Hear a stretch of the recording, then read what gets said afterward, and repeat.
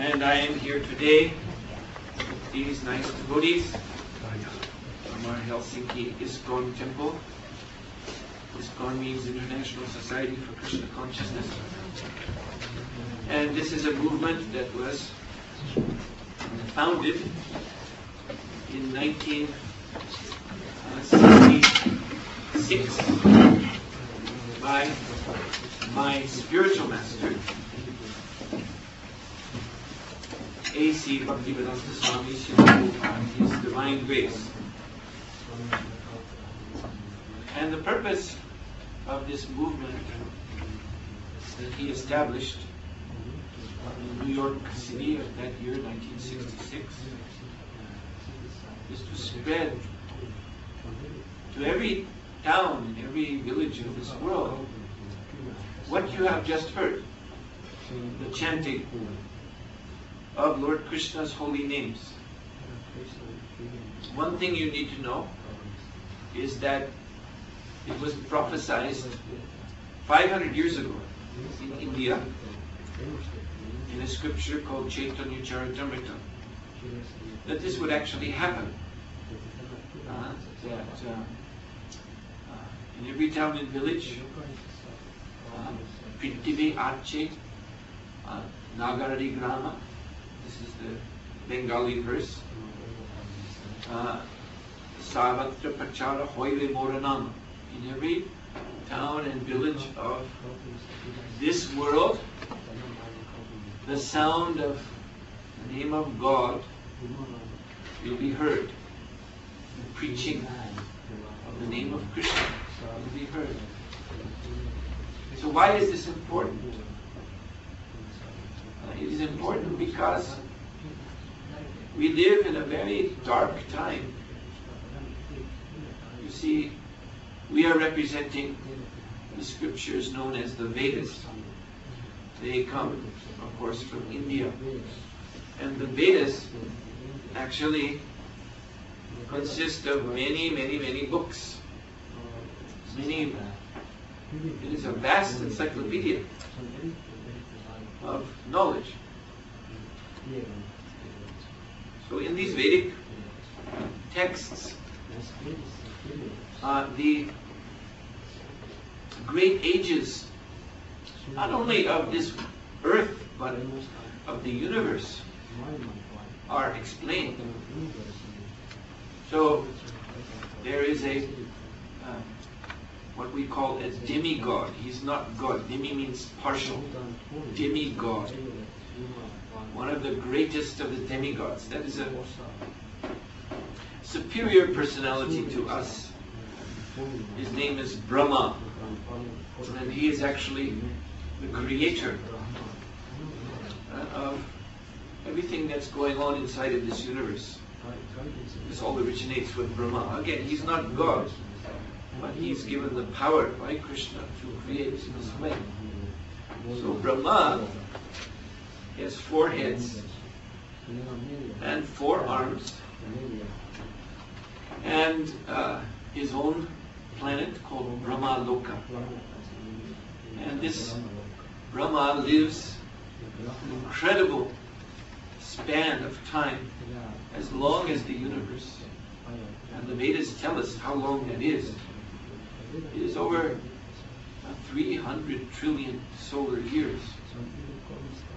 So time begins there with Brahma. His lifespan is divided up into days and nights, which are themselves billions of years long. And so on this earth we live, there are in one day of Brahma, 1,000 is divided up into 1,000 yugas. Yugas means great age. Chatur Yuga, age of 4 divisions. And these are just like in the year we go through spring, summer, winter, and fall. It's 4 seasons. And they keep going round and round like that, year after year. So similarly, these ages keep going on, but these are very long ages.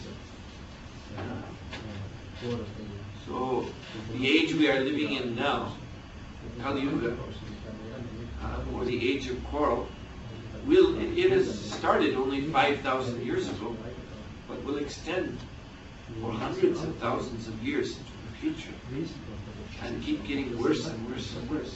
This is according to the Vedic vision of time. So you may find all this I'm saying to be quite a little fantastic, but one thing that I think you have to agree is that we are in an age of quarrel. The name fits, because you just have to look on your television and you will see so much fighting is going on in the world constantly. Even in so-called peaceful, like here, your country, there's no war going on, but still, among people, there's so much disagreement, so much argument. In fact, that's how they run the society, on the basis of democratic debate and argument, and sometimes that also gets quite nasty. Often, politics can be very, very nasty business. So what this means is everyone's mind is very much disturbed. And out of this disturbance, these negative emotions become prominent in the mind, like anger, and hatred, and lust, and so on. So this is the age we live in. It's an age of quarrel. It's an age of strife, disagreement, fighting. People are very harassed. It is very difficult for anyone to find peace of mind and happiness. You see? This is, we know very well, this is why people come to our programs. Because they're attracted by peace of mind and by happiness. And they think that, yes, by some spiritual process, this Krishna consciousness process, let me see, perhaps I can actually get this peace of mind and real happiness. So, yes, that is difficult in this age. As I said, it's an age of quarrel to begin with, everyone fighting.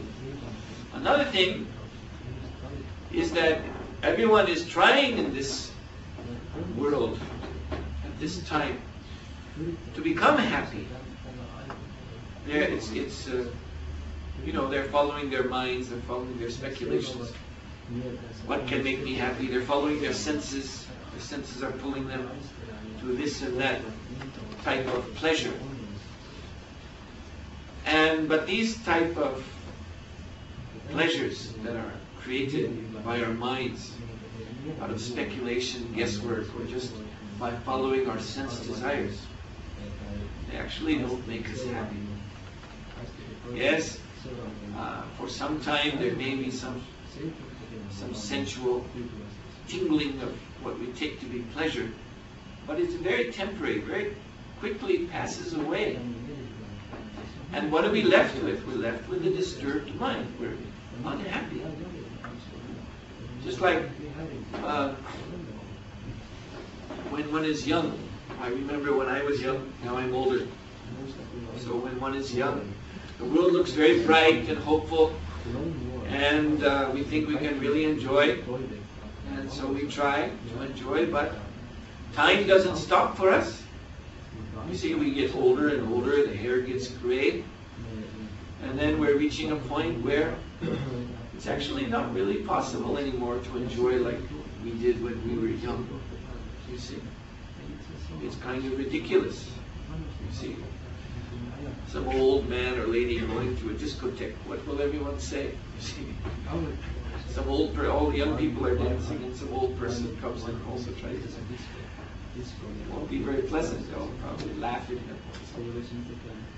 So at some point, it's no longer possible to enjoy like that.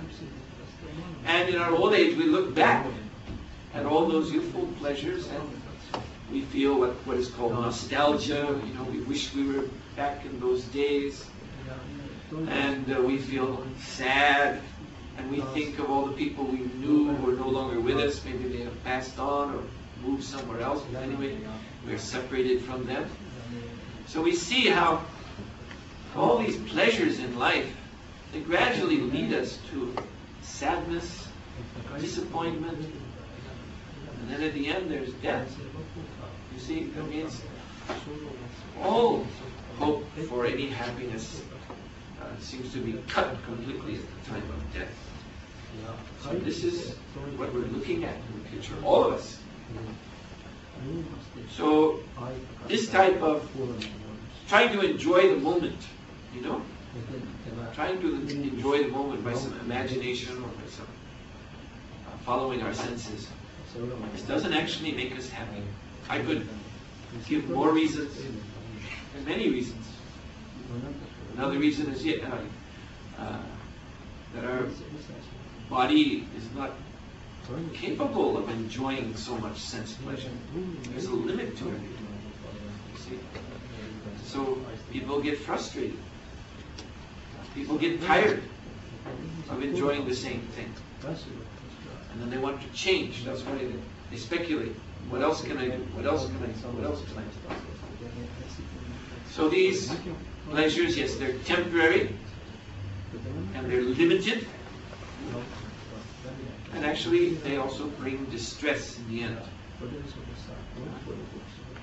If you think about it intelligently, you'll see how all the pleasures in life, you can't separate them from distress because they're all based on the body. You see how the body is, at the end of the day, a place of old age, disease, and death.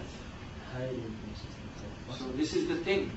We want to enjoy ourselves, but if we try to enjoy through the body with the help of the speculative mind, then we just become unhappy. As I said, the mind is very disturbed.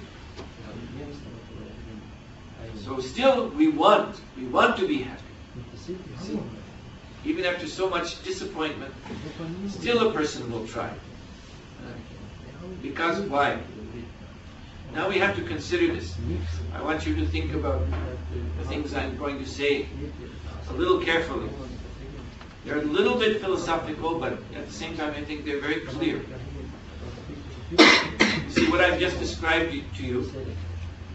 This body, which is a physical thing, which is temporary, which is limited, which is a place of suffering, a place of ignorance also. You see? So we are trying to reach, as living beings, we are trying to reach outside of the limits of matter, beginning with this body. We don't just want to enjoy once in a while. We like to be happy all the time.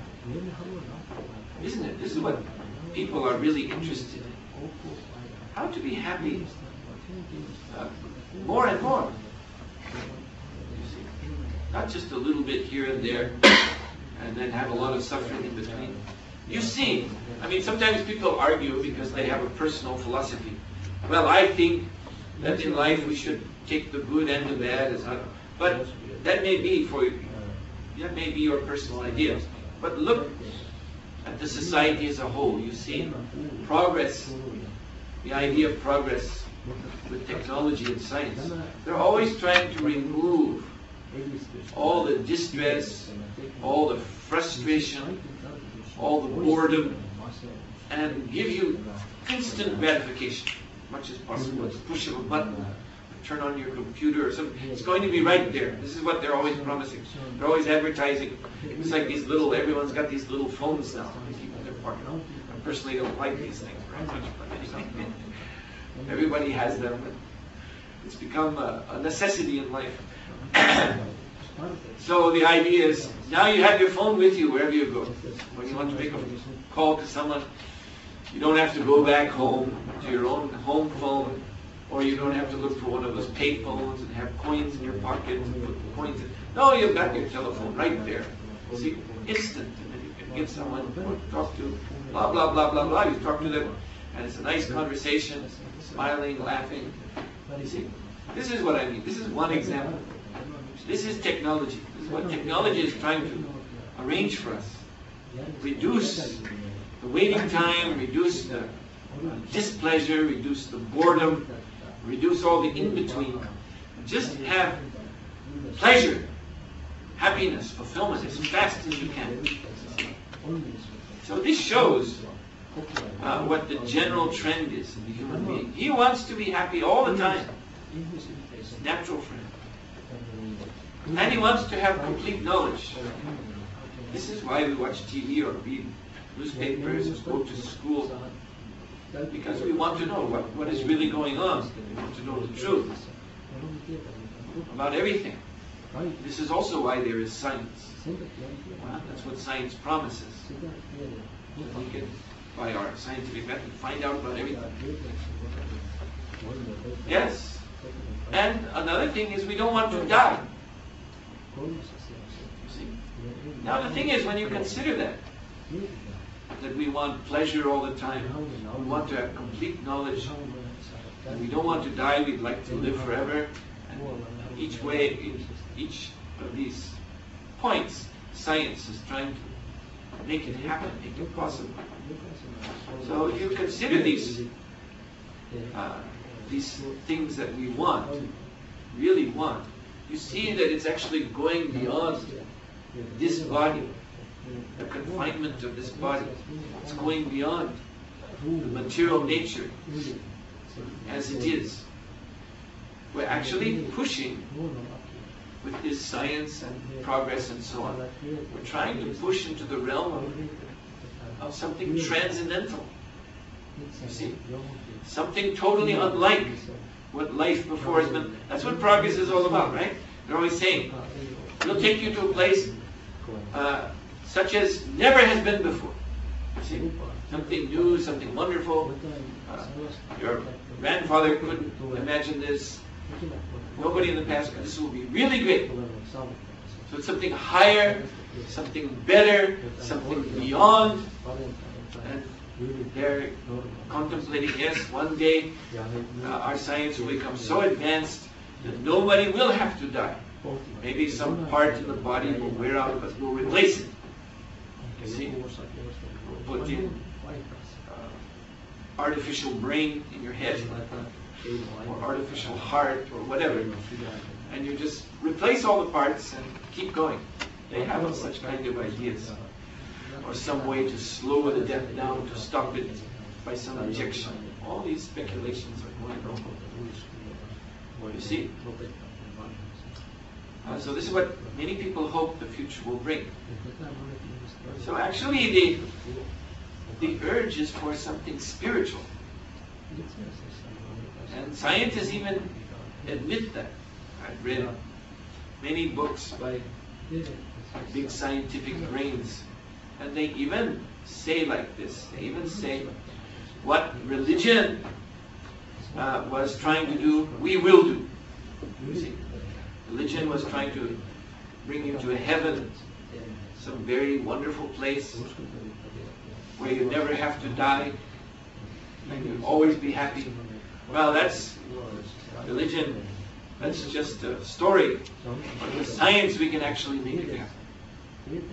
And this is what people want. So this is something spiritual, actually. That means inside of us, there is a spiritual need that is pushing us. But science has been around for 300 years, modern science. And they have been promising for quite some time that we'll stop death and we'll make everything very wonderful, and we'll have happiness all the time, and we'll have complete knowledge, discover the reason for everything. They've been promising this, but it hasn't come. And actually it won't come. We can say this very confidently, that it's not going to come. Why is that? Because it is material science. They're trying to realize this through matter. And it's matter that manifests temporary forms. It is the nature of matter to do that. It comes together in some form, a body, or a table, or a brick wall, or anything, and that's not going to last. You see.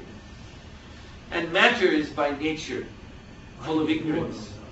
There is always some limit to what we can know in this material world. You know, it's like you can send. This has been going on. You send the spaceship to Mars, and it lands there, and it takes photos of the surface of Mars. Or now there's one going to Saturn to take photographs there. So these photographs come back. Whenever I read about these photographs on the internet, they always say, "Oh, now so many more questions have come up because of these new photos." Now we're scratching our head. What does this mean? Last time I saw something about this Saturn spaceship. That's what I was reading. Oh, we're very baffled by these photographs. What do they mean? So you see, that's the nature of the material world. Even if you can send some spaceship somewhere to take a close-up photograph, when you get the photograph, you'll still have questions. What does it mean? You see? It doesn't give you complete knowledge at all. It just, as sometimes scientists admit, the more we learn, the less we know. I've often come across that statement. The more we learn, the less we know. So this is the problem with these materialistic endeavors to achieve that need deep within us for some spiritual happiness, a spiritual knowledge, and a spiritual life that doesn't end. We try to find this through matter, it simply won't work. And so this is why people are unhappy today.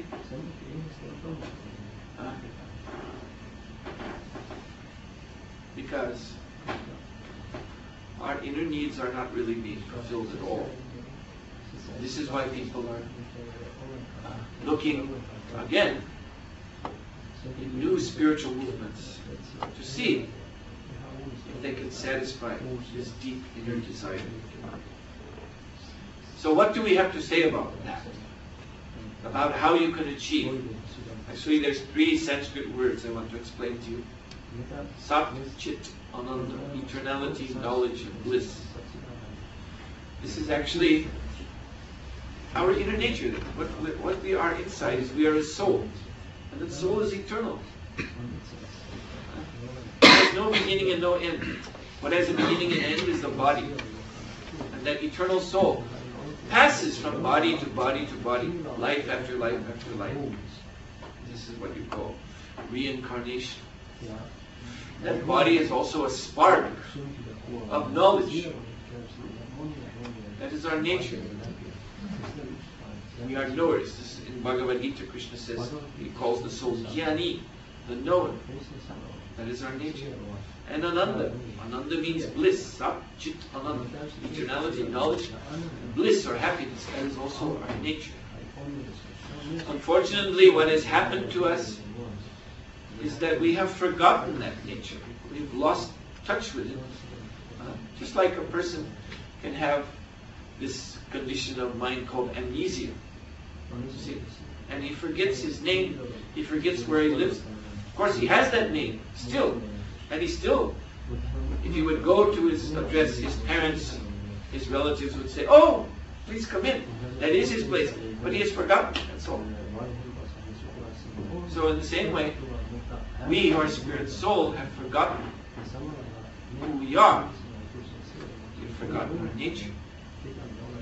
And we are trying to find our satisfaction, find our happiness, find our fulfillment in this material existence. And this attempt is called Maya. Maya means illusion. So, this Krishna consciousness movement teaches that actually there is a very sublime, very sweet way and simple way of recovering our spiritual consciousness again. And not only that, becoming conscious of Krishna. You see, I told you, we are all, every one of us here is an eternal soul. So that means we are a very small part and parcel, a very small spark of the Supreme Soul, the unlimited spiritual being, who is Krishna. That is, of course, one name. God has unlimited names. If you call God Yahweh or Jehovah or Allah or Buddha or something, we won't object. Yes, those are also names of God. Then you may say, well, why do you call him Krishna? And that's addressing God in his most intimate feature. God as the lover of us, who are spirit, soul, pure soul. So that is evoking the most intimate relationship with God. This is what happens when we chant the Maha Mantra, Hare Krishna, Krishna Krishna, Hare Hare, Hare Rama, Rama Rama, Hare. As I was hinting at before, this is most simple and sweet and easy to do.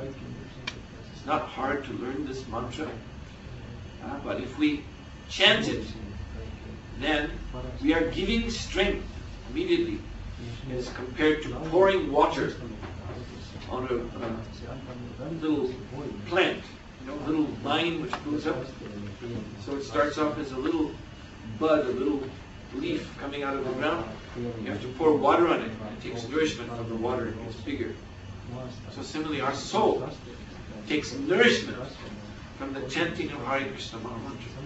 And our spiritual awareness, that original consciousness, increases. And you can experience this.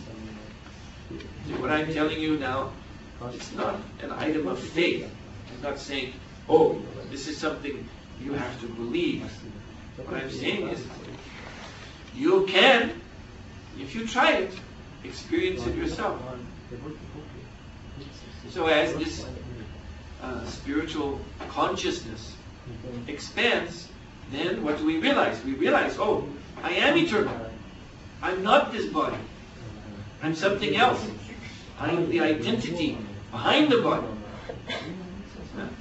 The me, the I, that is the non-material soul. That is the real self. And I am also full of knowledge. My nature is full of knowledge, and it is this matter which is the very manifestation of ignorance.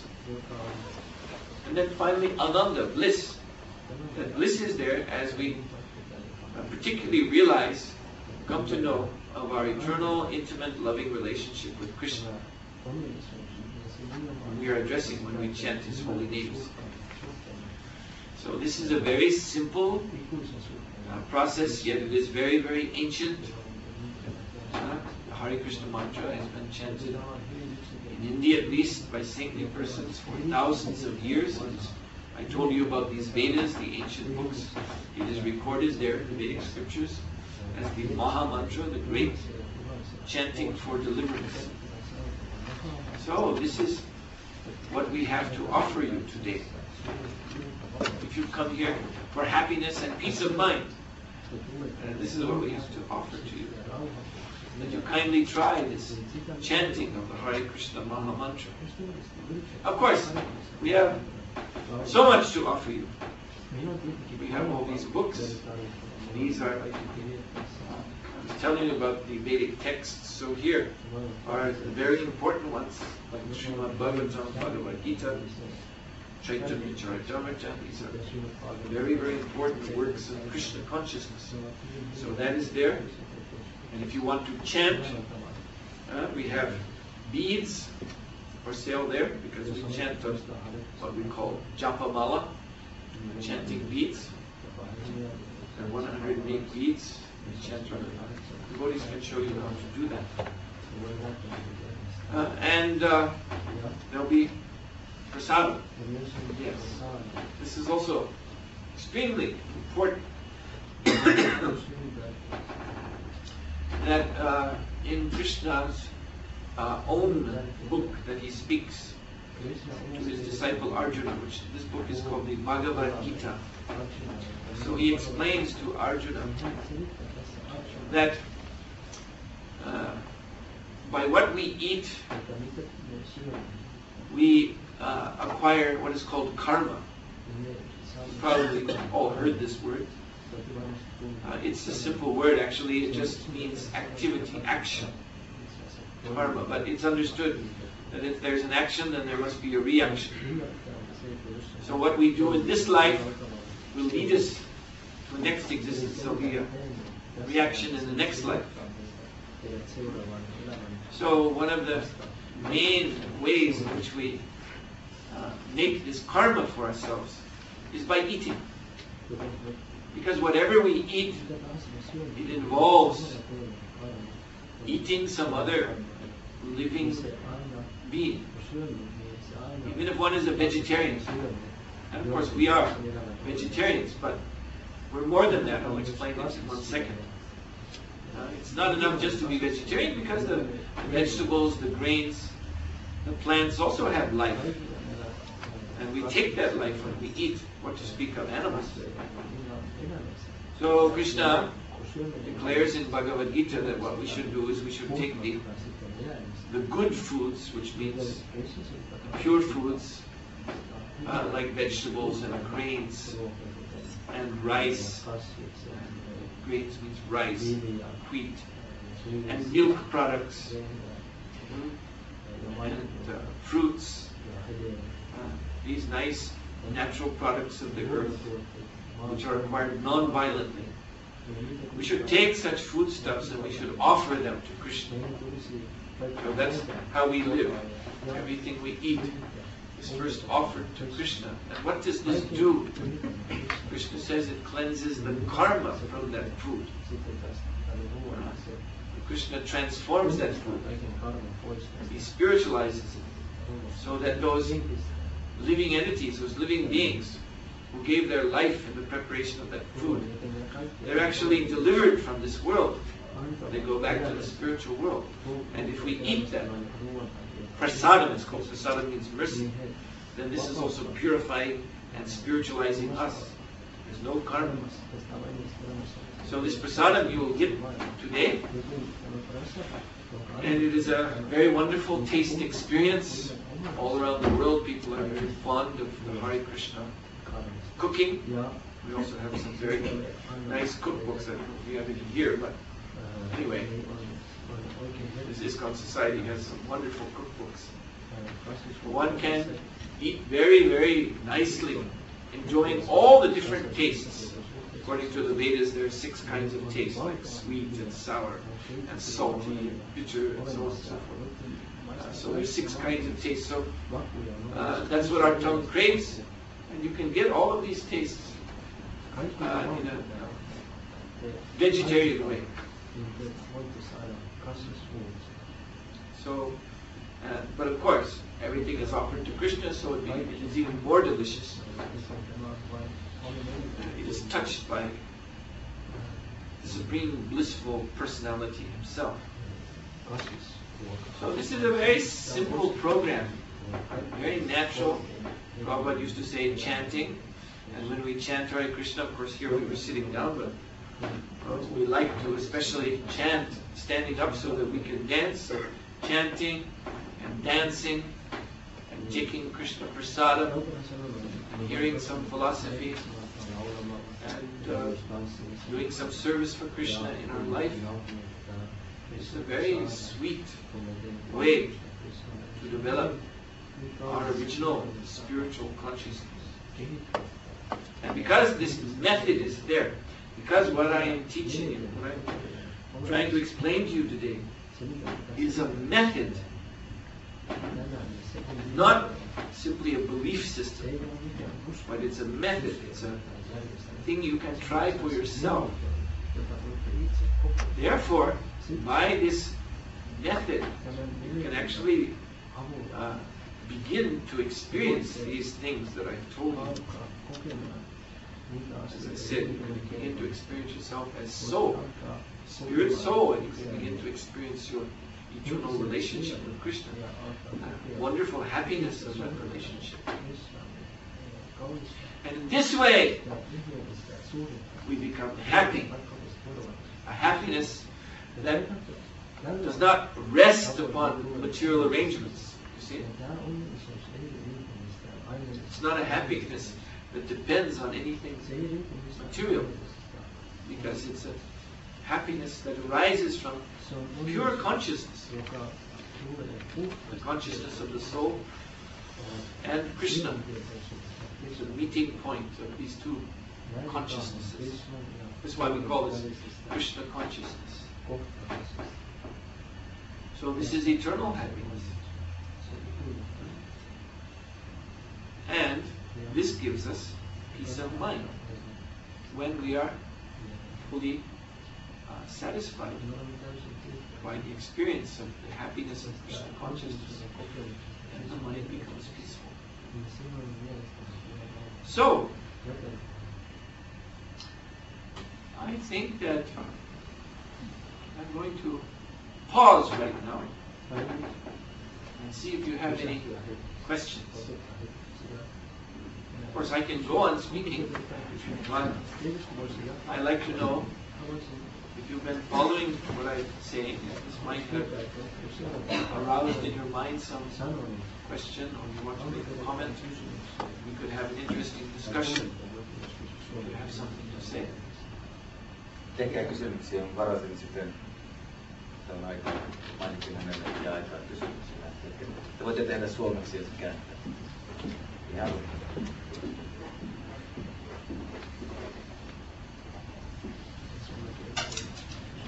Anything? Yes? What will happen to a person who practices devotional service and get initiation, but somehow, because of unfortunate circumstances, he falls down? And then he again starts to practice devotional service. What will happen to that kind of person? Will he take new birth or? Well, Prabhupada said, if you're able to actually forget that period of having fallen into Maya, if you can forget it, then Krishna will forget it. If Krishna forgets it, then it's as good as gone. That's what we have to do. Prabhupada, I may have left over there. Is that? Oh, that's my video. I just was looking for it. Okay. That's all. Is there any other question?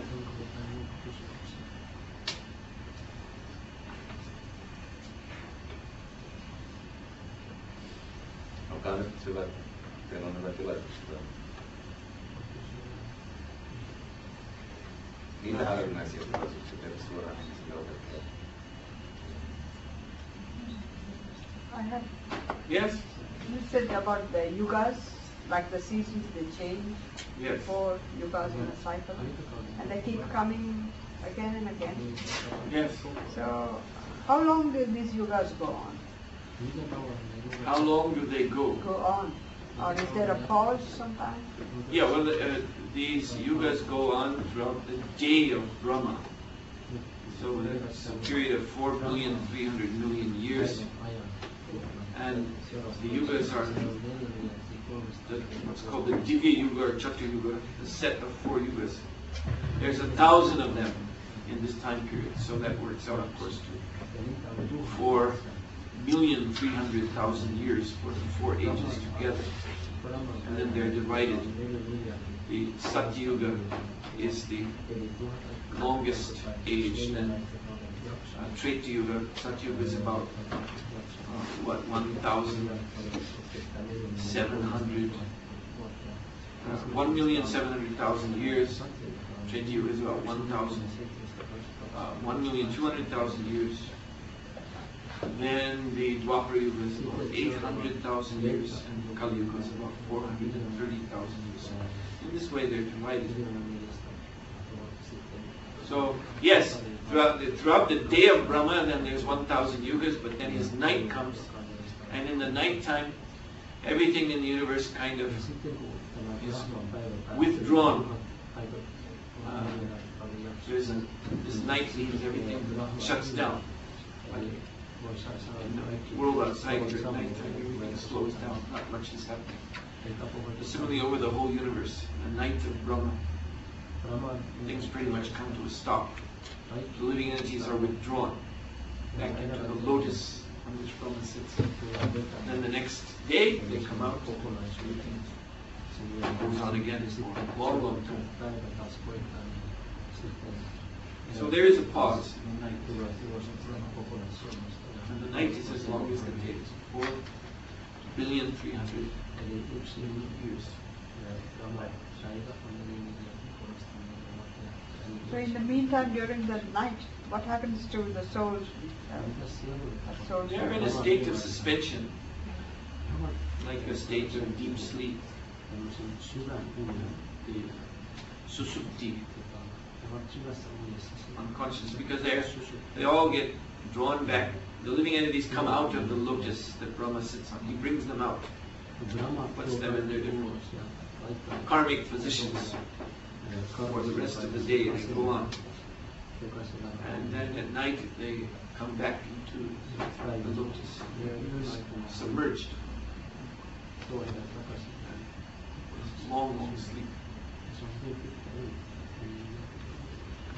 So how can one get out of this cycle? Yes, and getting out of the cycle of birth and death, that is the real aim of the Vedas. Veda means knowledge, and the aim of the Vedas is called Vedanta. The end of that knowledge, and the end of that knowledge is moksha, or mukti, liberation. When the soul gets free of the cycles of matter. So how to do that? Well, this is what we're talking about today. Of course, the Vedas, as I told you, there are these different ages, and so there are also different methods for different ages. Like in the Satya Yuga, long, long time ago, and one could get this liberation by yoga. It's mystic yoga, which you see still practiced today. But in those days, it was practiced to free the soul from the body. So in each age, there is a different process. The Yuga Dharma is called. But in this age, Kalo Tat Hari Kirtana. This age, the Yuga Dharma, the method of gaining liberation is by just chanting. Chanting Hare Krishna, Hare Krishna, Krishna Krishna, Hare Hare, Hare Rama, Hare Rama, Rama. So I think I would like to do that now. A little more. More chanting.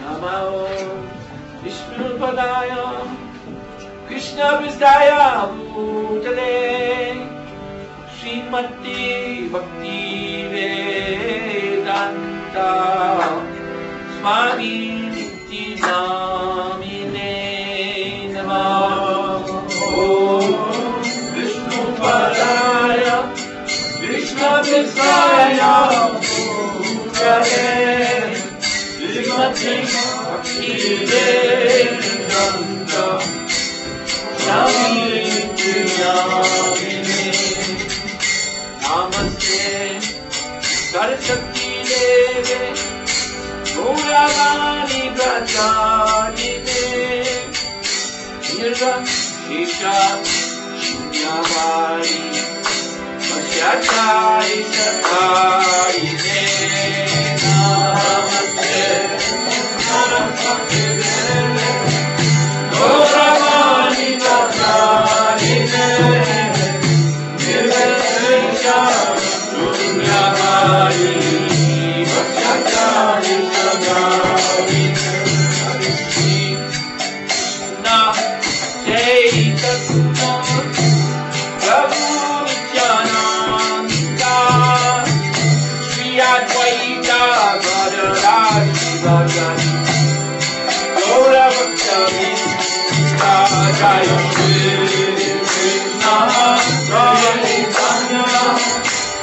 Prabhu Nityananda, Shri Advaita Gadadhara Srivasadi, Om Gaura Bhakta Vrinda Krishna Chaitanya, Prabhu Nityananda, Shri Advaita Gadadhara Srivasadi, Gaura Bhakta Vrinda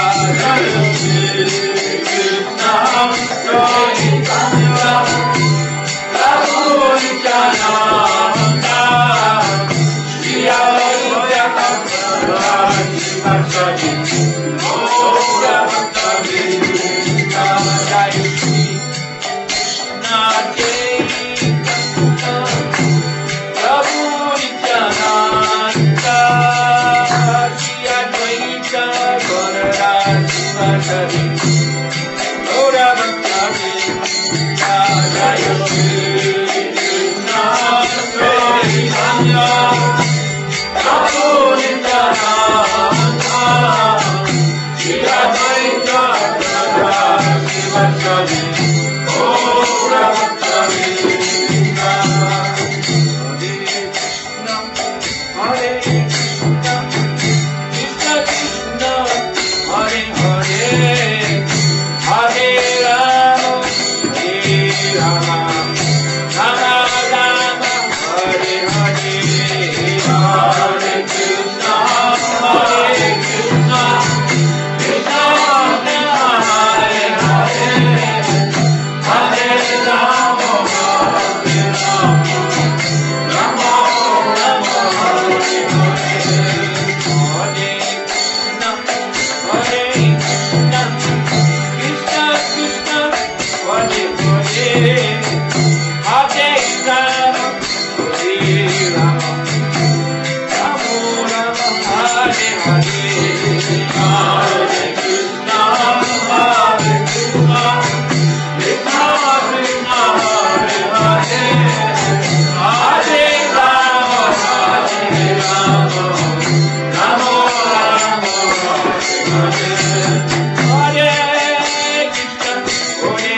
Krishna, Krishna Krishna, Hare Hare, Hare Rama, Hare Rama, Rama Rama, Hare Hare, Hare Krishna, Krishna Krishna, Hare Hare, Hare Rama, Hare Rama, Rama Rama, Hare Hare, Hare Krishna, Krishna Krishna, Hare Hare, Hare Rama, Hare Rama, Rama Rama, Hare Hare, Hare Krishna, Krishna Krishna, Hare Hare, Hare Rama, Hare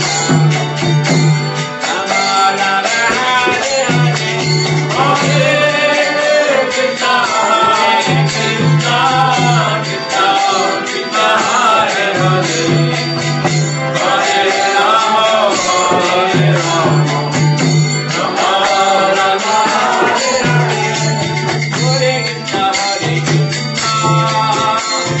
Hare Hare, Hare Rama, Hare Rama,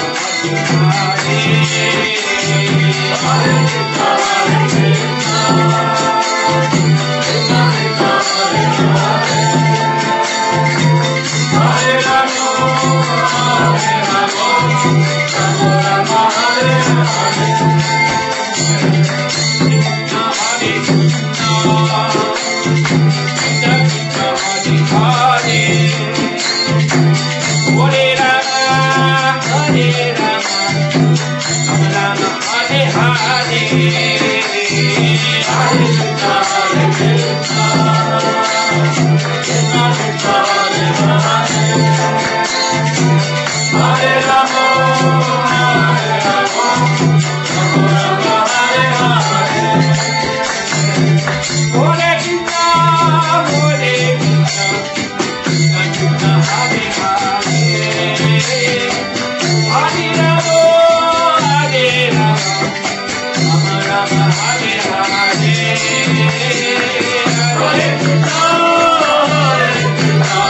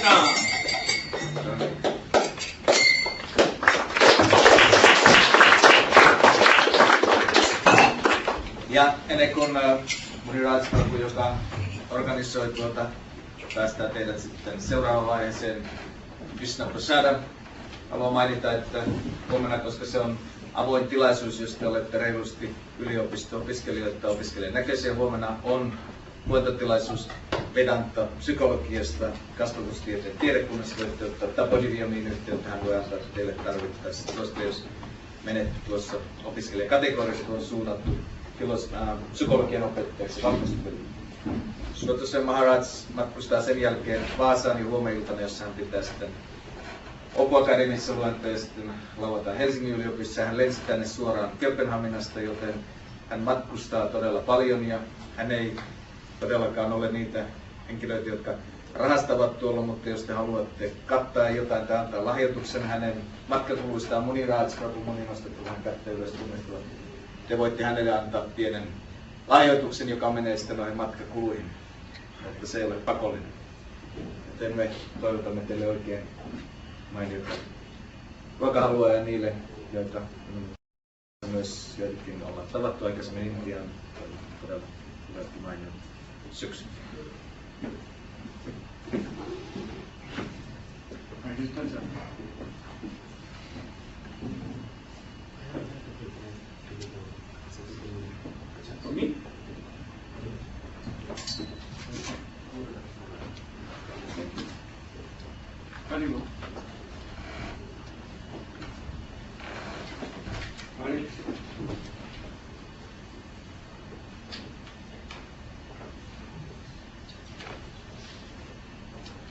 Joo, kasvisateria tulee sieltä hetken perästä.